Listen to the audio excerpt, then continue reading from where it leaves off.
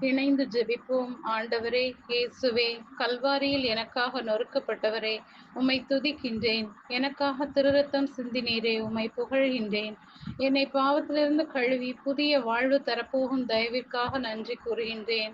அவர் நம் மீது இரக்கம் காட்டுவார், நம் தீச்செயல்களை மிதித்து போடுவார், நம் பாவங்கள் அனைத்தையும் ஆழ்கடலில் எரிந்து விடுவார் என்று இந்த இறைவார்த்தையின் மூலமாக என் பாவங்களை மன்னித்து மறுவாழ்வு தருகின்ற தயவிற்காக நன்றி கூறுகின்றேன். என் இளமையின் பாவங்களையும் குற்றங்களையும் நினைத்து மனம் வருந்துகின்றேன். என்னை மன்னியும். உமது திரு முன்னிலிருந்து அவற்றை மறைத்தருளும். அவற்றுக்காக என்னை தண்டியாதேயும்.